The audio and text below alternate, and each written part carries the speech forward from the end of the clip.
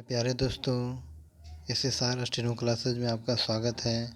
आज मैं आप लोग के लिए दैनिक जागरण का दूसरा संस्करण लेकर आया हूँ। तो रेडी स्टार्ट। यूक्रेन पर हमले के एक सप्ताह बाद भी रूस वांछित नतीजा हासिल नहीं कर पाया है। वह यूक्रेन से बात करने को तो तैयार है, लेकिन अपने शर्तों पर उसके ऐसे रवैये के चलते यदि दोबारा बात होती भी है तो उससे कोई ठोस परिणाम निकलने की आशा कम ही है।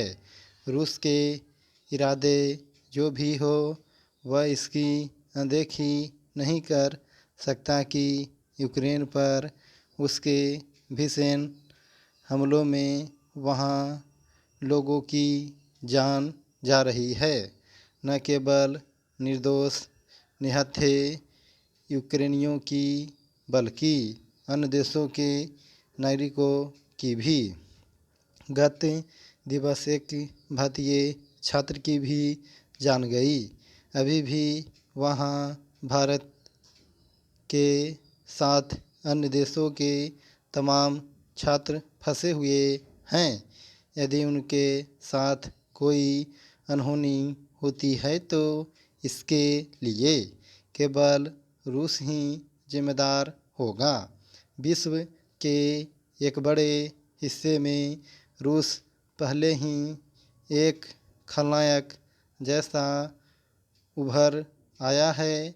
बेलारूस, वेनेजुएला, सीरिया, ईरान, उत्तरी कोरिया जैसे चंद देशों को छोड़कर अन्य कोई देश सीधे तौर पर उसके साथ नहीं खड़ा।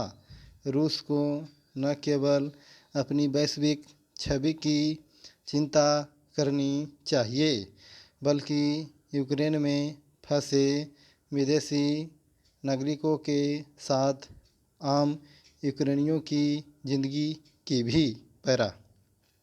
यह सही है कि अमेरिका और उसके सहयोगी देशों ने रूस के सुरक्षा हितों की उपेक्षा करते हुए यूक्रेन को सैन्य संगठन नाटो का हिस्सा बनाने की अनावश्यक पहल की, लेकिन इसका यह मतलब तो नहीं कि रूसी राष्ट्रपति यूक्रेन के आम लोगों के साथ वहाँ रह रहे विदेशी नागरिकों की जान की परवाह न करे।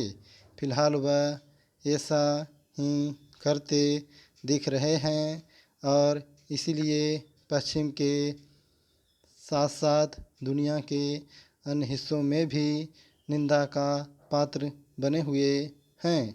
खुद भारत ने सुरक्षा परिषद में यह साफ किया है कि यूक्रेन में हमला करके रूस ने उसकी संप्रभुता का उल्लंघन करने के साथ जिस तरह संयुक्त राष्ट्र चार्टर और अंतर्राष्ट्रीय नियमों की अवहेलना की, वह उसे स्वीकार नहीं।